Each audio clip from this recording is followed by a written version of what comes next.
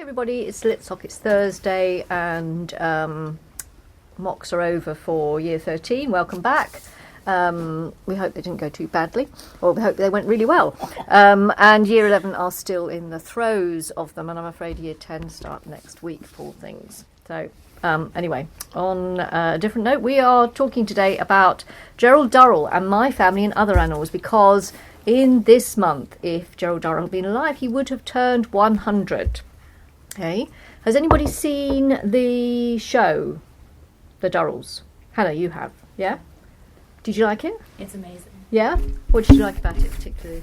It's one of those shows that just, it's so enjoyable to watch, and the setting itself is beautiful, and all the characters are really likeable, and yeah, it's just enjoyable. Yeah, very eccentric. Gerald Durrell says that he started out to write about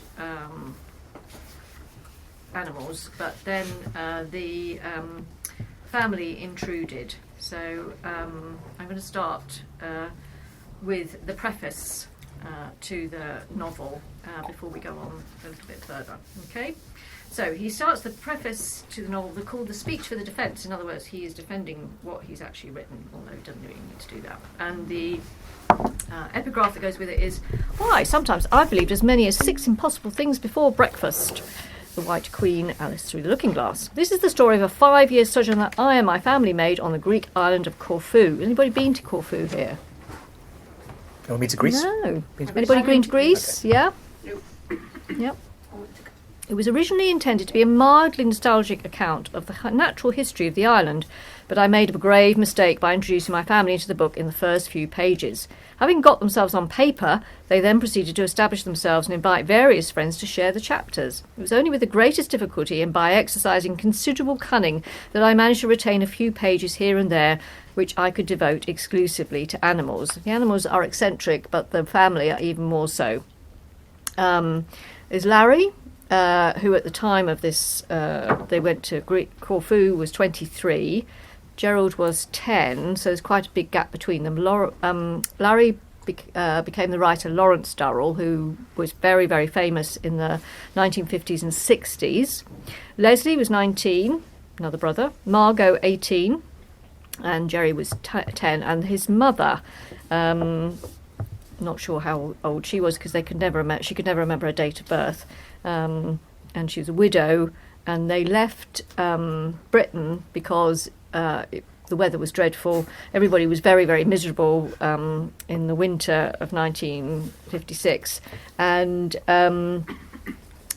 living in Britain after the Second World War was not fun. There was still rationing and a great deal of damage after the war, which nobody had any money. There was no money at all because we spent so much on the war to make the place better. That didn't happen until really the 1960s. Anyway, so they went to live in Corfu and met various people there, including the animals. Okay, so it starts in Britain, complaining about the climate, and then we get to the glorious beauties of Corfu. And very beautiful it is too. But it's also very, very, very funny. I do heartily recommend it if you've not read it so far. So we've got a selection of books on the table where animals feature greatly, and we'll be talking about those in a while. But first of all, we're going to have a bit of a quiz. We are indeed. Fun running around the library, looking at things. Now, did you, as you were just before we started looking for books, did you notice anything a little different about the library? Well, there's like pictures. Mm-hmm. Well done. Well observed. Oh my God, there's one up there. There we go. So, Annabelle. So what can you see? What can you see, Annabelle? There's a dog with a letter. A dog. And And then there are One with dog. a letter. With a letter. Uh-huh. Right. So we have got 12. We have got 12 pictures of animals. Yes, there's one there, but some of them are going to have to go up and explore. And you're going to do this in 2s and 3s. I've only got like 5 sheets of paper. So what you have to do, so these are the animals that feature in My Family and Other Animals. Okay, so we've got Roger, Dodo, Aleko, and so on and so on. And there's a sort of like little cryptic clue alongside, just to help you a bit. Who's read the book, by the way? or seen the film, Yeah, sort of. we Okay. started, yeah. So because of that, just to help you along, to give you a bit of a clue. But you can see the names are very, Quasimodo and Old Plop. So they're all again eccentric people giving these eccentric animals names, and there's like little descriptions. Some of them give you a little clue as to how they are in the book. So, for example, Aleko is loud, bad-tempered, and airborne, because Aleko is very bad-tempered in the book. At the end of the description is a letter, and as Annabelle said, on the picture you will see a letter. So what I want you to do is match. So you take the letter. So if we take this one up here, for instance, just behind Miss Huntley, the dog. If you think, okay, so it's got the letter K. If you think that belongs to Geronimo, for instance, then just put K in the box at the end of Geronimo. All clear? Okay, you have great. to look at the animal. Think about the animal and the name. Yes. Do they match? They do. In a lot of cases, they do. Yeah, so make sure you're looking carefully. Any questions? Yes? Where do you get the letter from the animal? It's on the page. So again, if you look at this one, that one's got K. That one over there's got C. You can't see now, but when you go up to them, you will see. Now I'm going to, as you're going around, I'm going to be going around with the camera as well for the benefit of those at home if they want to play along too. I'll also be roving around. Okay. So, like I said, in 2s and 3s. So do you want to get yourself in 2s and 3s? Yes, get yourselves into 2s and 3s. Right, you're a 2 over here. So there's yours. You need a pen. Obviously you need a pen. Maybe put your. No, actually, no, it doesn't put your name up. I'm free. Okay, thank you. I need to get a pen. I don't think I need too long for this. About 10 And a minutes. steel. Yeah. Probably 10 enough, wouldn't it? minutes. About 10 minutes to be enough, I think. Yeah, 10 minutes. Okay. Who else? They were. Okay, you're up here. Here you go, Samira. Roger, the family pet. Oh, I know. Oh, this is a dog. But is it? That's a 3, and there you go. Lovely. Aleppo to be a gecko because that rhymes, and I think Dodo should be a dodo. I should get up and have a Yeah, look. you need to go up and have a look. Get up Can we and not just do these two for go on. You can do these 2 first, but large reptile? That's not going to be the dog. That's going to be a. Larger shell cousin. I think that's me. Preys on things. Do you think that's a praying mantis? Get up and have a look, Alyssa. Yeah, I think that's up the. you get. And remember, some are upstairs and some are downstairs. I'm sorry, you're going to be left alone for a minute while I go around. You can read a bit of my... Find a passage through, maybe. Yeah? There you go. Oh, mantis. Yeah, we'll come back. I think maybe is it K? I'll put it next to it. I'll put K. You don't know? Oh, the snakes are probably snakes. Lives in the study very long, probably an owl. And then if that's... Right. Hello everyone at home, so here we go. Here's your first one, for those of you who want to play along. It's a praying mantis. It's a praying mantis. Who you think that might be, which animal. It's a praying mantis. And then if I just go over here, Miss Huntley's going to find us a passage to read. Yeah, Achilles. The fruit that Achilles liked best were wild strawberries. He would become positively hysterical at the mere sight of them, lumbering to and fro, craning his head to see if you were going to give him any, gazing at you pleadingly with his tiny boot-button eyes. Achilles is the tortoise, so the idea of a tortoise going hysterical at the sight of anything is very funny. If you give him a big one, say the size of a hazelnut, he behaved in a way I have never seen another tortoise emulate. He would grab the fruit and, holding it firmly in his mouth, would stumble off at top speed until he reached a safe and secluded spot among the flower beds where he would drop the fruit and then eat it at leisure, returning for another one when he finished. Yeah, I've never seen a tortoise do that either. They're not normally... I've never seen them sort of eat sort of fruit like that. He also loved human company, getting as close to your feet as possible, and then would sink into a deep and peaceful sleep, his head drooping out of his shell, his nose resting on the ground. If, however, you were lying on a rug sunbathing, Achilles would be simply in order to provide him with amusement. Surge down the path onto the rug with an expression of bemused humour on his face. Pause, survey thoughtfully, and choose a portion of your anatomy on which to practice mountaineering. Now, of course, tortoises have got very sharp claws, so not funny if you're sunbathing. If you leave, yes, and Jerry says if you moved the rug, Achilles would circle the garden grimly until he found you again. And this habit became so tiresome after many complaints and threats from the family, I had to lock him up whenever we lay in the garden.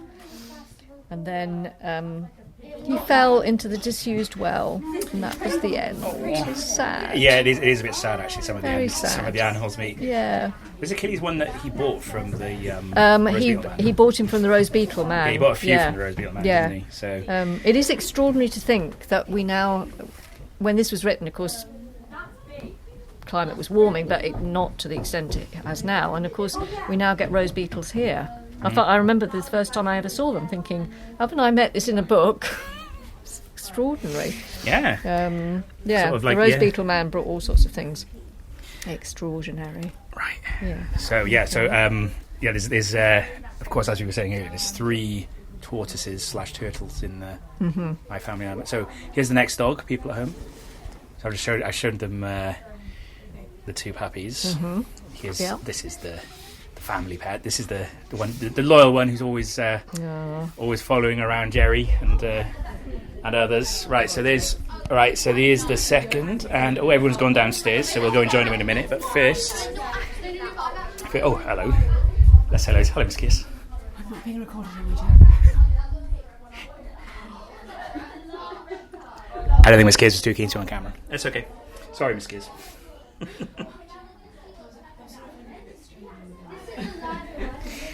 I'm just showing everyone at home all the animals we have dotted around the library, you see. Which, of course, you are not an animal. You're a...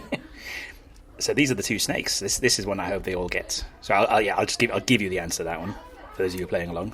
But yeah, that's the 2 snakes, who I believe Gerald found in the ocean. And here's a first of 3 tortoises/turtles. That's a terrapin, actually, strictly speaking, to give you a clue. So who do you think that might be? All right, let's see how everyone's getting on. Oh, sorry, I've almost forgot. A praying mantis. Part of me wanted to flip this the other way around so everyone just could see a praying mantis as they walk into the library. So there's the next one. Oh, hello. How's everyone getting on here? Okay? You finished. Oh, good. Look at that. Well done. I know, right? I know. There's the challenge. Now then. So, what are we doing here, folks? What bird is that? A parrot. It's not a parrot. You're not too far away when you say pigeon. What else do you think it might be? A red-eyed pigeon. It has a red eye. I'll give you a clue. It begins with D. That's all I'm going to say. Because now I'm going to move on so I can show everyone else who the other animals are. Right, so here's the second tortoise, which was confusing people. It's, there's 3 tortoises. This is the giant one, as is hopefully apparent from the picture. So, here we go. So you can see Ria here is having a look. And now we'll move on. So, on the nook, we got a nice little gecko. Nice gecko taking up the library nook there. And then moving on. It's not very often we get to go downstairs at Litsoc, but it does happen. Like on Hannah's Chaucer Litsoc, for instance. Now, this is the one that they aren't adopted. So, yes, there's more than one dog, but not the aunt, sorry, Mum. Mum adopted. I'm thinking of the great aunts. And we'll just move over here. Try not to disturb the people who are doing their homework. And here we go. Here is another one. Now, this is the tortoise in the middle. We've got a terrapin with a giant tortoise. This is the one in the middle. Yep, the tortoises feature very prominently in my family and other animals. Okay. Oh, I knew there was another one. They took it off the screen. So this is the cantankerous, bad-tempered one. It's a seagull. Hang on. Okay, so there you go. You've seen all of them now. So let's see if you, at home, have done as well as our Litsoc members. And I'll return to the table now. Actually, let's see how Ria, how are you getting on there? Oh, sorry, and Lucy. How are you getting on? I think that one is the one over there, and this one's the big one. So there's 3 of them. I actually think that the big one is this one.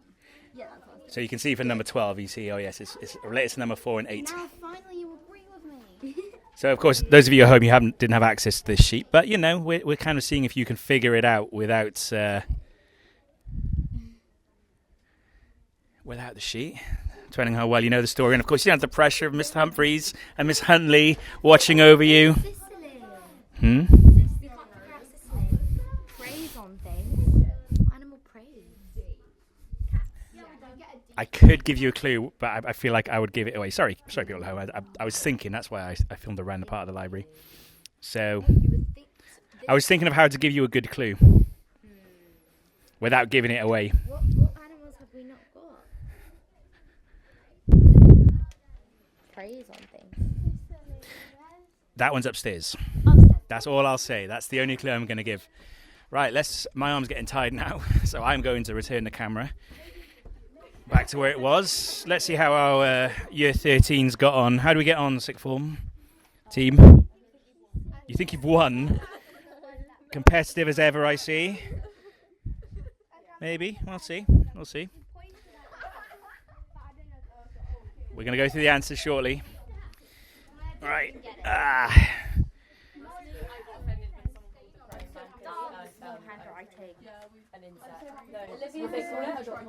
I know.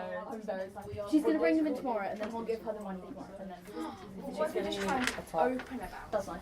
They must be over here somewhere. I'm giving her like 20 quid. Hannah's got the shoes. Hope you enjoyed the journey there through the library.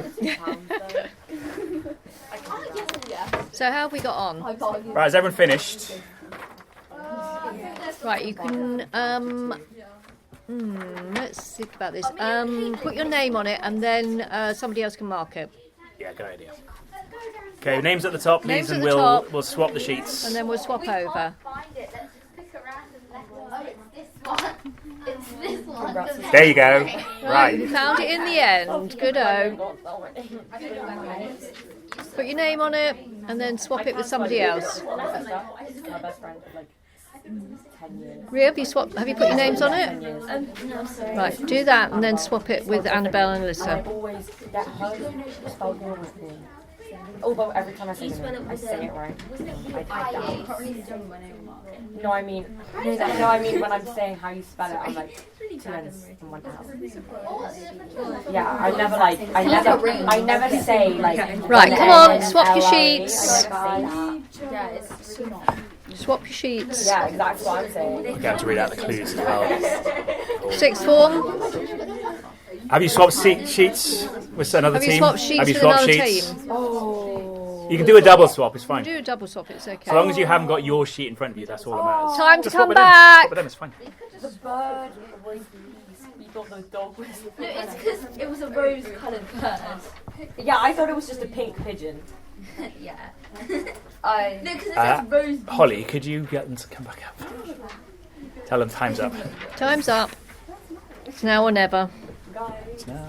Did you find another passage to read? No, we got 2 at least. Sorry, I know I got you. I got you to fine. read another one when they were all up and about. To be fair, I think a bird could be Both straight that someone brought fully home. a 17 have That is probably very got yucky. everything wrong, but I doubt that very much. it's okay. Oh yeah, the praying mantis. Oh, there we go. Seeing that was when they were quite fascinating, right? So. Oh, isn't she another one who had an untimely ending? Praying mantis. Did she Yes, fight with, because it's Cecily ate Geronimo, didn't she? I think I can't quite remember. Yeah, there was a What? took on the gecko, Yeah. the praying mantis. Six. I mean, Oh no, he won. He won. What, the praying mantis? Yeah, no, Geronimo won. Geronimo won. Okay. 68. Right, has everyone swapped their sheets over? No. Swap. Doesn't matter. It doesn't matter how many times you swap, so long as you haven't got your own sheet in front of you. That's the only thing that matters. Obviously, you don't swap so many times that you end up back with your own sheet. Naturally. Ria and changed my mind. Don't over-egg this swapping pudding, no. So long as you can just swap once, it's fine. Right then, let's see how we all got on then. So I'm going to start. What I'm going to do, I'm going to get you all to read out. So we'll start with one, and we'll start over here. Just read out the description first, for the benefit of those at home, what your cryptic clue was, and then for all of them, and then say what letter you guessed. Okay. So The first one, Roger, the family's main pet, a human's best friend. and what letter did? Oh, K. K, that's correct. Correct. So if it So it said should be K, K it's for Roger. correct. Right. So over to Ria and Lucy. If you could read out your number 2 description. Dodo, a stray that mother brings home. Very yappy. You can do it now. Yeah, and also with the other with Dodo is that whatever happens, she throws out her hip, so she's constantly having to have her hip put back with dislocated leg, as it were. So she's a bit of a liability, Dodo. And what letter was Dodo? D. Incorrect. Can I throw it over to another team who'd like to take a guess? We switched with Frida, what did you get for Dodo? The sixth formers put A. They are correct. It is A. Correct. It's on the library poster. Little terrier. Yappy was the clue there, because terriers are notoriously yappy. Right, year 13s, could you read out the number 3 description? 3, Aleko. Loud, bad-tempered, and airborne. Okay. Mid-sea. That, I'm afraid, is incorrect too. Did someone put something else for loud? She didn't say it yet. She didn't say it yet. I think she said C. I said That's near just- the sea. I said the end of the... That's the thing. Oh, sorry. Okay, and what Sorry. letter? What letter? Correct. Yes, F is F, correct. correct. Sorry, C and C. Misunderstood. And what was My F? bad. What was F? F was A. What is Aleko?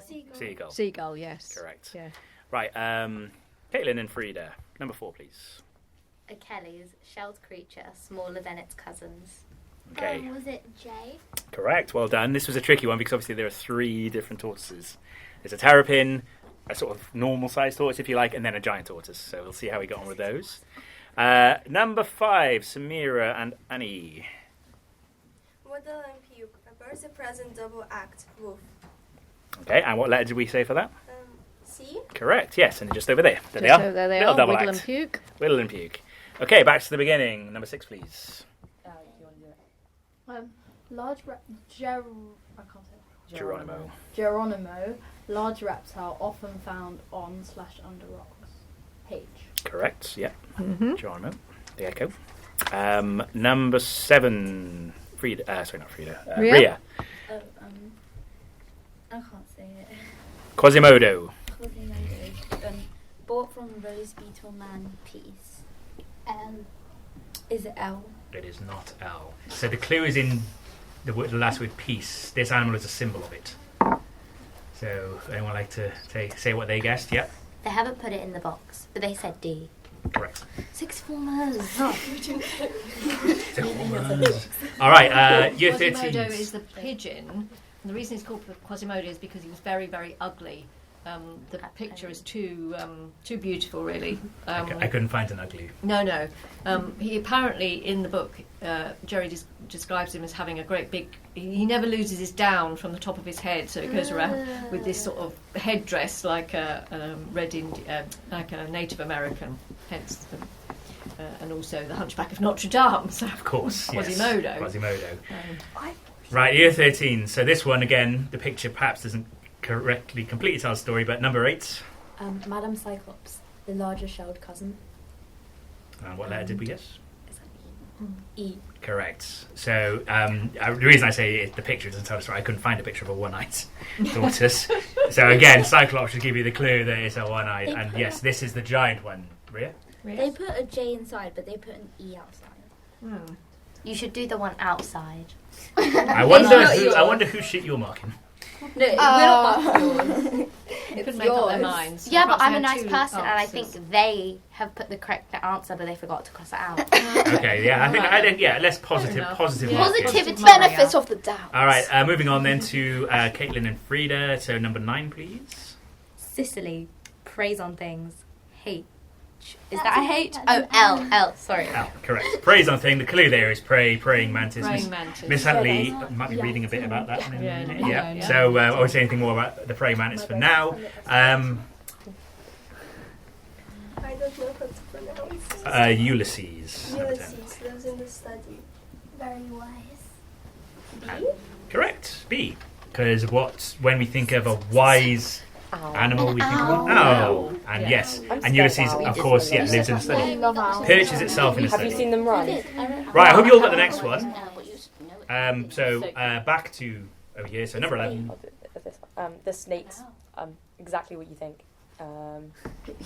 I don't know if I'm going to say it's a G. But Yes, it it's could be a G. B. I hope you all got that one correct because it's pretty obvious. Oh, wait, it's no, the the one snakes, before was and it's a B, picture of so, snakes. yeah. So if you didn't get that, then well. Larry finds him in his room and goes absolutely mad. Yep. I saw a snake in Richmond Park once. Oh yeah, you do see it. You'll see It was still a in grass snake, Wait, and what? it was just slithering along the path, and I thought it was going to die, so I told someone, and they moved it and put it in the bush. When you say to someone, I assume you mean someone who works at the park. Oh no. Oh, just someone. It was my neighbour. I asked him to put it in the bush. But he felt pretty confident. I saw. It was a Yes. grass snake, and he just picked it up, and the snake was like, whatever. I saw. As long as no one got hit. That's the most important thing. I saw a garden snake once, and I was so scared because it was like it was like what was it? A grass snake. And it was like what was really scary. I don't like them. Well, I mean, I think snakes can be, can't My they? neighbour. All right, let's finish up. We've only got one left. My cousin had a snake called Nagini. Okay, thank you. Last one. So Ria, number 12, please. Everyone's favourite name, probably this one. Old plot. And is it that one? Yeah. Yeah. An even smaller relative of 4 and 8. Okay, so it's a third of the Third shelved creature, and what did we put? I. It is the terrapin, and the terrapin is just up there. I'm looking over Holly's head, just there by the library desk. Okay, right. Do you want to hand the sheets No, I back have to to the write the original grades. owners, please? They have got their names on the top, so you should be able to My find them. mum knew how terrapins. I want to get some terrapins. Why were they? My sister wanted them for ages, but they're so chill. I want 5 After terrapins having and 5 You frogs. need a tank for them then. After already having an exotic pet in the past, I feel like right now I don't want another one. Wait, I'm gonna write. Okay, has everyone got their own sheet back? No, I'm still writing Come their on. notes. You don't have to write any notes. You know, Just people hand the still sheet back. find. Keep Mr. Prickles in your freezer. No, it was in my fridge and it was only overnight. Go, there's your- I love snakes. Yeah, just especially for you. I love snakes. we did so well. You got an A star. I'm very Is it all right? disappointed. No. Okay. Did you get most of them? Yeah, we mixed up the dog and the bird. It's really funny because I I really thought- love snakes, even though when I went to South Africa, Yeah, I wanted to everything's see a snake, right. even though they could all kill me. My I did. I saw a Cape Cobra in my Well friend's closet. my New Year's Eve. what you know my cousin. He was terrified by it. You know my cousin has a snake and we called it Nagini. I see a few. When Well, they snake didn't write any is your notes, pet lie down so- next to you, it's them seeing if they can get you. got well done. What? Wow. I Okay. love snakes. Let's not focus on that. I'm scared. Right. Okay. We've seen these. They're terrifying. They are terrifying. Right, anybody get 12? 2 teams. Congratulations. What did you get? 8 out of 10. Samira. But we got Samira? 9 out of 9. Well Good. done. but we got a well. That's all good scores. We got a well done. So Actually, Well it's a done. draw We got snake. Okay. Back to We got Sedley. snakes, so. Like, Okay. This is the encounter between Cecily and Geronimo. Cecily, of course, is the praying mantis. Geronimo, the gecko. And quite a lot of yes, it's a really violent encounter. I was sitting in bed reading one night when, with a great whirring of wings, Cecily flew across the room and landed heavily on the wall, some 10 feet away from where Geronimo was busy cleaning up the last bits of an exceptionally furry moth. He paused with bits of fluff adhering to his lips and gazed in astonishment at Cecily. He had, I am sure, never seen such a large mantis before, for Cecily was a good half-inch longer than he was. Amazed by her size and taken aback by her effrontery at settling in his room, Geronimo could do nothing but stare at her for a few seconds. Meanwhile, Cecily turned her head from side to side and looked about with an air of grim interest, like an angular spinster in an art gallery. Recovering from his surprise, Geronimo decided that this impertinent insect would have to be taught a lesson. He wiped his mouth on the ceiling and then nodded his head rapidly and lashed his tail from side to side, obviously working himself up into a death-defying fury. Cecily took no notice at all, but continued to stare about her, swaying slightly on her long, slender legs. Sounds like a fighter, doesn't it? Getting ready for a bout. Geronimo slid slowly from the wall, gulping with fury, until about 3 feet away from the mantis he paused and shifted his feet in turn to make sure that his grip was good. Cecily, with well-simulated astonishment, appeared to notice him for the first time. Without changing her position, she turned her head round and peered over her shoulder. Geronimo glared at her and gulped harder. Cecily, having surveyed him coolly with her bulging eyes, continued her inspection of the ceiling as if the gecko did not exist. Geronimo edged forward a few inches, scuffled his toes once more, and the tip of his tail twitched. Then he launched himself forward, and a strange thing happened. Cecily, who had up until then had been apparently absorbed in the inspection of a crack in the plaster, leapt suddenly into the air, turned round and landed in the same spot, but with her wings spread out like a cloak, reared up on her hind legs, and cured both serviceable forefeet at the ready. Geronimo had not been prepared for this spiky reception. He skidded to a halt about 3 inches away and stared at her. She returned his stare with one of scornful belligerence. Geronimo seemed a little puzzled by the whole thing. According to his experience, the mantis should have taken flight and zoomed away across the room at his approach, and yet here she was, standing on end, arms ready to stab, her green cloak of wings rustling gently as she swayed from side to side. However, he could not back out now, having got so far, so he braced himself and leapt in for the kill. This goes on for about another 2 pages, and it's extraordinary. Cecily has a wing crushed. Geronimo has a great number of bloody scratches across his back and neck, caused by her front claws. They're fighting on the bed, so Jerry has to get out of the bed as they actually get onto the pillow. She gets a second breath of strength and seizes Geronimo's neck, then gets his tail and hoping to hoist him into the air. But this doesn't work. As soon as the claws dug into his tail, Geronimo dropped it, but the furious wriggle he gave to accomplish this made his head wag rapidly from side to side. And the result was he tore Cecily's forearm off in his mouth. Oh, gosh, you can imagine, can't you? So there was Cecily with Geronimo's lashing tail clasped in one claw, while Geronimo, tailless and bloody, had Cecily's left forearm twitching in his mouth. Cecily might still have saved the fight if she'd grabbed Geronimo quickly before he spat out his mouth full of arm, but she was too wrapped up in the thrashing tail, which I think she thought was a vital part of her adversary, and with her one claw she maintained a firm grip on it. Although these are quite small, it's sort of like the 2 dinosaurs coming together, really. Geronimo spat out the forearm and leapt forward. His mouth snapped, and Cecily's head and thorax disappeared into his mouth. This was really the end of the fight. Now it was merely a matter of Geronimo hanging on until Cecily was dead. And it gets even bloodier.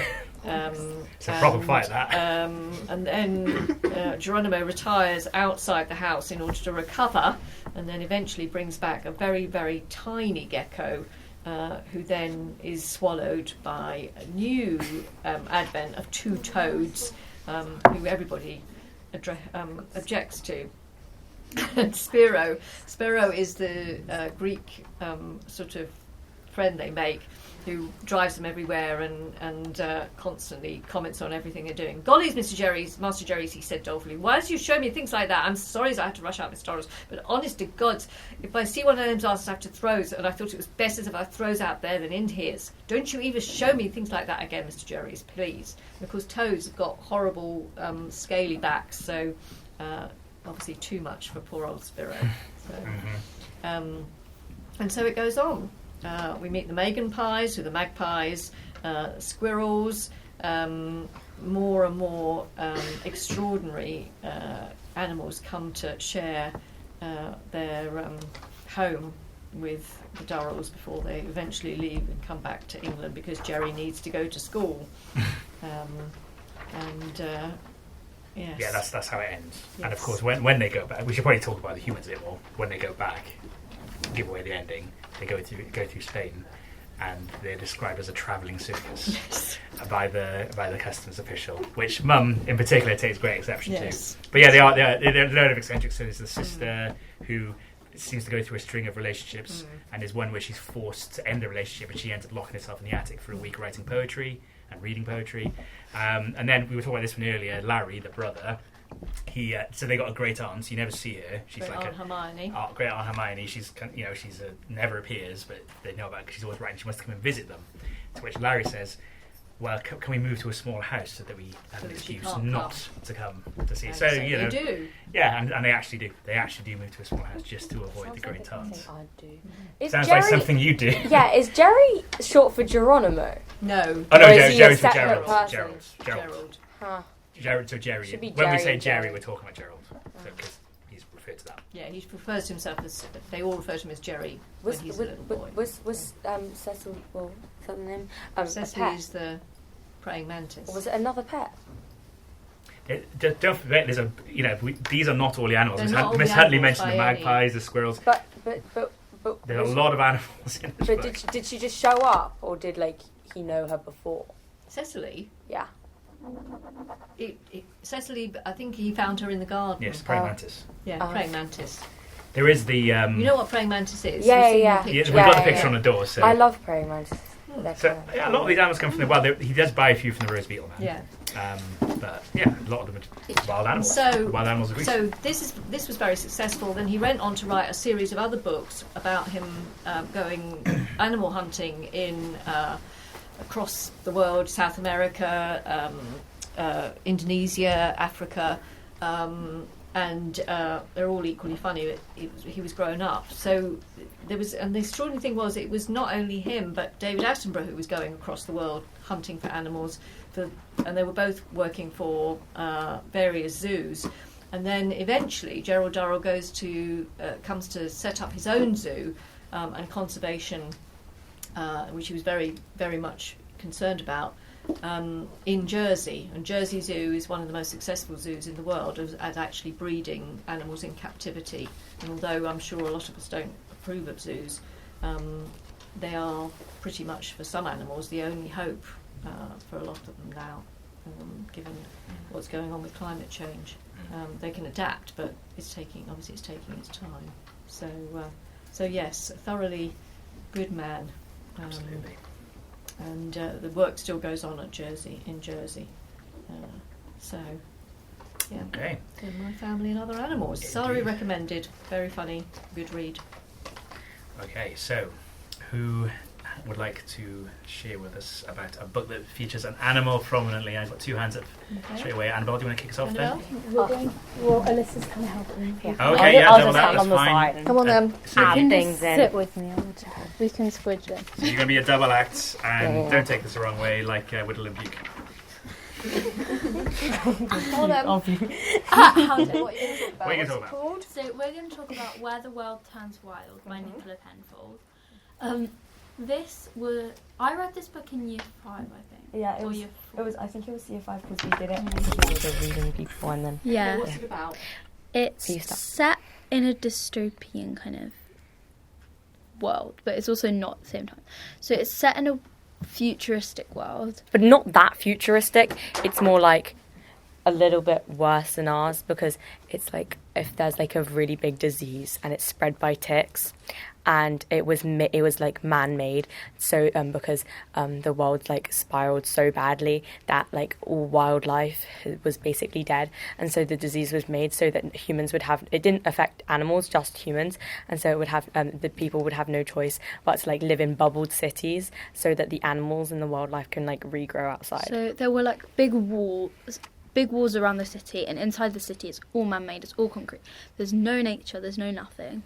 And they use pesticides to get all the ticks out, and there are big walls with like bubbles over the top. So basically you are trapped in a city with no nature, and it's set from the perspective of... There are two people called Juniper and Bear. Juniper's like Bear's older sister, and basically they find out that they're immune to the disease, but their whole family, they like love wildlife, which the rest of the city hates. But then because people find out that they're immune to the disease, that like people are trying to test and do tests on them, and so they her and her brother, they escape. They try and look for their birth parents who because they don't live with them anymore. They live with like their grandma because their parents like dumped them on their grandma because she couldn't live in the city because she wanted to live in the wild. Okay, so they go out into nature or not? Yeah, so they so do. They escape the their city. to go into nature Yeah. and discover basically how nature is more helpful than it's not. Yeah. Okay. I can't remember specifically what animal, but they like join. They get help by like.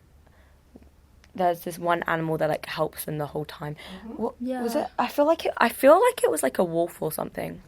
Yeah. I don't know, but it helped them. Like Wolf Wilder by Catherine Rundell. I haven't read that, Okay. but I do know the plot. But yeah, it was really good. I think because it's such a... I read it when I was younger, and I think it's a book you can read at any age and still enjoy, but I think I really related to the character, especially in, like, your own ways, because when you're younger, you sometimes feel, like, trapped in some ways, like, into, like, you can't really do as much as older people can. Well, also, we were trapped, weren't we? We were In lockdown. I think we read it in lockdown. And I think that's one of the reasons why we read it, Why because it it stayed was with you, perhaps. and all you just felt, like, really related to it, because in some way that you are trapped in everyone's mind, even if it's a tiny bit, even if it's something so small, everyone is, like, trapped in some way, so you can always relate to it. And her other book was between the sea and the sky, or something like that, and it was, like, about these people who, like, live by the sea. They don't live by the sea; they live on the sea. They live on the sea, but there are a bunch of laws and stuff. I can't really remember that one as well. I can. But it's also got loads of, like, links between the sea, the animals who live in the sea, especially manatees. There's, like, a whole thing about them, and dolphins. But it's also got, like, about manatees today. but it's also got political points in the book, which is, like, in Between the Sea and Sky, or it's Sky and Sea. It's they have the one-child law, and that's why they live on the sea, to so hide she the can second hide child. the second Oh, child. okay. I forgot that about Interesting. that. And they have, like, political views woven into nature, and a thing that young kids can understand, which I really appreciated, because when I was little I didn't really understand the news, especially with, like, the whole COVID thing going on, and it kind of made me interpret news in a different way. And it was also, like, the positivity of, like, nature, and how that it's, like, better than people can show it to be, and, like, its importance in life, because the whole world started, like, deteriorating after the animals started dying, and so that's why the disease was started. Almost like an analogy for, like, the bees disappeared, for instance. Yeah. Okay. So it's interesting. I definitely recommend. It was, like, it was my favourite book for Cool. years. Yes. Thank you. Thank you very much. Okay, who's next? Frida. Lucy, do you want to go? Should I? Because I feel like you went first. I'll go. Do you need to go, Lucy? Yeah? No. Oh, wait, Lucy can go. It doesn't matter. Put her hand up first. Oh, I see. Okay. Okay, no problem. So, I couldn't find the book, but It's the most obvious book. You've got a book out. I thought you were clutching a book. oh no. Do you want to talk about the OTAC, or have you not come to that yet? What? You No, want to you talk about haven't. the animal farm? Animal Yeah, Farm. I do. Yeah, Right, Animal okay, Farm. talk about Animal Farm then. Good one. Good choice. So, Animal Farm, in my view, is political. Yeah. Because it's basically talking about how communism is bad. Except it's a story. Because it's from the point of all animals, really. Because it's set in a farm, and there's a bad farmer. And the animals don't like the farmer, so they get rid of the farmer. It's all right for a while, isn't it? And then what happens? And it's all right for a while, but then the pigs start to think that they have the right to take over. But eventually it starts to seem like the pigs are just kind of like humans. They start to become human-like. I've seen pictures of it. It looks weird. Yeah. And so all the animals, except the pigs, are like labouring, and they're very hungry, and except the pigs. The pigs are fine. They get all the good stuff. Because they've got the power. Because they've got the power, and so it basically just becomes another... It's not communism anymore, because the pigs have taken over. It's a tyranny. It's a corrupted version of communism. It's not... so essentially, do you know what it's an analogy for? Like Napoleon, do you know who he's supposed to represent, for example? I don't know who Napoleon is supposed to represent. A pig. He is a pig. He is a pig, yeah. I don't know who he's supposed to represent. Does anyone? Yeah, Josie? Stalin? Correct, Stalin, yeah. So it's a parable of Stalinist Russia. Because yes, you're right, it's communism, but it's not communism as Karl Marx wrote it. It's him basically doing a massive power grab, and George Orwell is essentially exposing the hypocrisy of it. I think essentially. I read it when I was being homeschooled last year, because we were me and my dad. He wasn't just teaching me about like geography and history. We also did like politics, and so he was teaching me about communism, and so he talked to me about the book, and then I decided, why not read it? When I read Animal Farm, I also had like, because my parents said that it's nice to have a copy of the Communist Manifesto. I think that's what it's called. So like I would, if I never understood a word or like I understood a concept, I didn't know what it was called. I was kind of like reading both at the same time, so that really like intertwined with each other. So that's what I did when I read Animal Farm. But yeah, your points are like really valid when it comes to the book.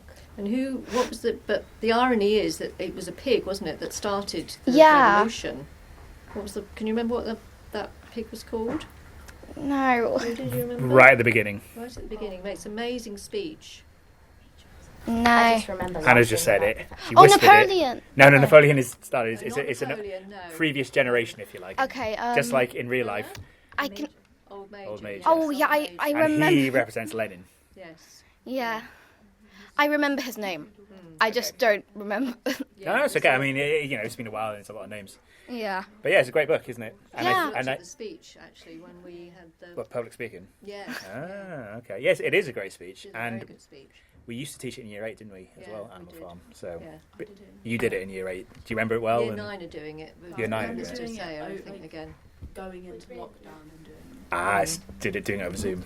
Oh, sorry, Teams. Okay. All right, well, thank you, Lucy. Thank you very much. Frida? I'm going to talk about The Legend of Podkemona by Kieran Laward. It's kind of like Fantastic Mr. Fox, but it's a bit different. Like, it's better. It's better. Okay, that's a quite statement. That's a We're big talking about Roald claim. Dahl here, you know. Yeah. But Okay. Then why is it better? It's better because instead of like Fantastic Mr. Fox, it's about like 3 rabbit siblings. So there's Podkin, and he's the son of like a warrior chieftain, which is kind of like the person that leads the warren. But like, So what? it's a bit like Watership Down then. Have you read that? Yeah. I haven't read that. Okay. But I've watched that. and basically and then people attack that warren, and because he's the son of the chieftain, he does have an older sister, but the older sisters aren't allowed to be like chieftains. It has to be male. So he and then they hit. Oh my god, sorry. And then when their warren is attacked, their dad gives them like gives him a special dagger, and then he says like, take your siblings and run like far, far away from here. Oh, that's interesting Yeah. because the old-fashioned in Hamlet, a dagger is called a bodkin. Oh. Yeah. Okay, so like earlier I did pick out like a little thing, Go which on, is then. like when they're like leaving. So I'll just read that. Podkin and Paz is his older sister, reached for theirs now and doubled their speed down the tunnel as the heavy grilly clanked further and further down. Paz reached it first and dropped to her knees, sliding underneath the portcullis prongs and out into the snow. Podkin was a split second behind. He copied his sister, kicking his legs out and falling backwards to skid underneath. Looking up, he saw the roof of the tunnel pass by the gateway, the falling portcullis, and the grey sky of the open air above. I did it, he thought. I'm free. But then there came a sharp, searing pain in his ear. He tried to get up, but something was holding his head down, something very painful. He heard Paz scream as he twisted around to see what happened. The portcullis was down, and they were on their way outside, or at least most of them was. One of his long, silky brown ears was still inside, and speared through it, holding him in place, was a prong of the portcullis. He had been pinned to the ground. He was trapped. Portcullises are like the worst enemies, so they're the people that attacked the warren. I probably should have They explained are? that. Yeah. Oh, okay. I was thinking of, I was castles. thinking of a gateway. Yeah. I was down. No, it's not. It's not. Am I? I don't know how to say Well, that. Portcullis. Portcullis. Yeah, I probably said it wrong.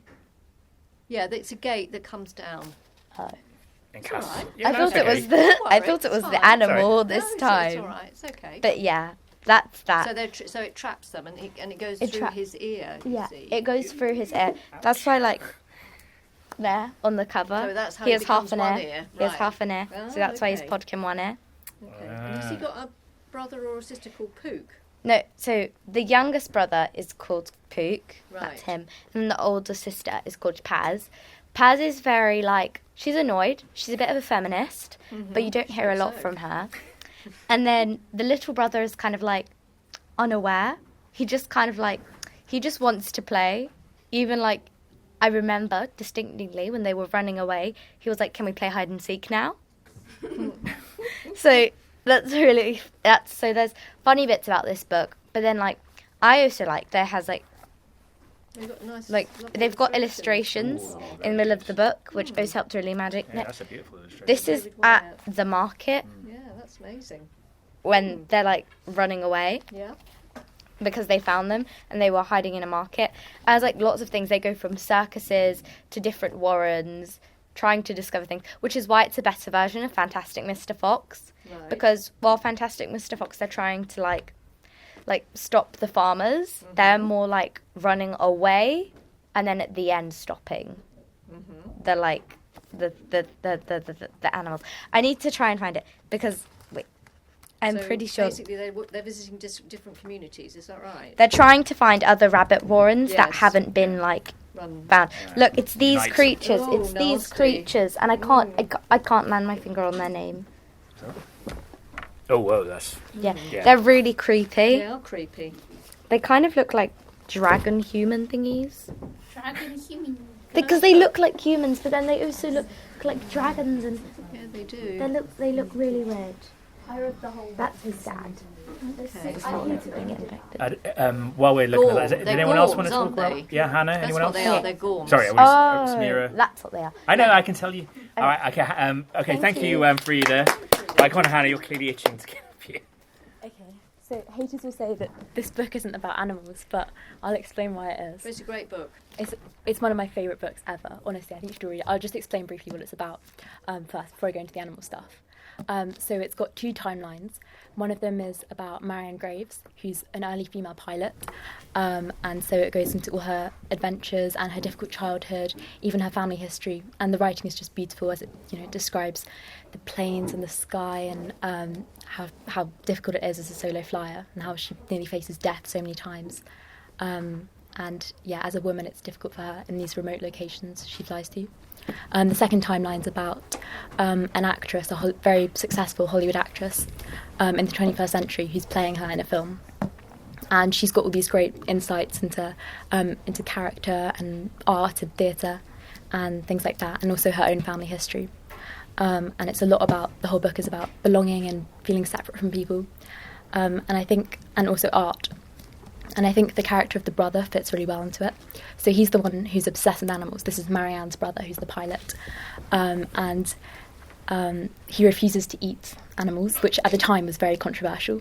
So he tells everyone that meat doesn't agree with him. But then, as Marianne says, it doesn't agree with you morally. And yeah, he doesn't really talk to anyone because they live in a very small town, and he collects animals and he collects dogs that come and live in their house. And there's this line that I've always loved because their house is very secretive. They live with their uncle, and there's a lot of things they don't talk about. So as he's collecting dogs, it says, "Sleeping dogs lie strewn throughout the house." I remember reading that and thinking about the double meaning. Like, it's the dogs throughout the house, but it's also all the things they don't talk about. Mm-hmm. And I think that's how animals work in a lot of books, because they're these, like, subtle reminders of what you're trying to say. They can't communicate yet. They can't speak, but they communicate. Mm-hmm. And they're a different way of interacting with people. And I think it fits into a lot of the wider themes of the book about art and things you can't say directly, but you manage to get across somehow. And also just the fact of being isolated, yet managing to talk to people who understand you. So yeah, I think it's really sweet how he collects the dogs, and he does have to leave them eventually to go pursue his career as an artist. But yeah, nature is a really important part throughout all the book, because when Marianne goes flying, some of the locations she lands in, she's completely on her own for days. Her plane's fallen apart, and she's just got the animals and the sky to look at, basically. So it's about humans' interaction with nature and how we can try and disguise it in cities and stuff, but it's there at the heart of it, and we need to get back to it. Yeah, but it's such a good book. I really, really recommend it. Very good book. So beautifully written. Yeah. Yeah. You read it, Joe? I haven't actually. You really have to. I will. Yeah. But hey, well done. That was you did well Thank to you very connect it much. to animals. Well done. All right, Samira. So I want to talk about this book. I read it when I was about 8, I think. Ben Miller. Hold it How up. became a dog called Midnight. You know Ben Miller? He's an actor, he's a writer, he's a comedian, and now writes for children as well. So I don't really remember much about the book, but I remember that there was this boy, and he was living with his father, and unfortunately his mother has died. And they live in the countryside, and there's some very good illustrations in this book. So there's another one. Yeah. Lovely. they live in this house, and one night they go hunting because they heard a weird sound, and then it wasn't anything, it was just a dog. The name was Midnight, and later he goes to sneak out with her, and there's some people, they're doing a spell, and he accidentally gets swapped around with it, so now Midnight is a human and he's a dog.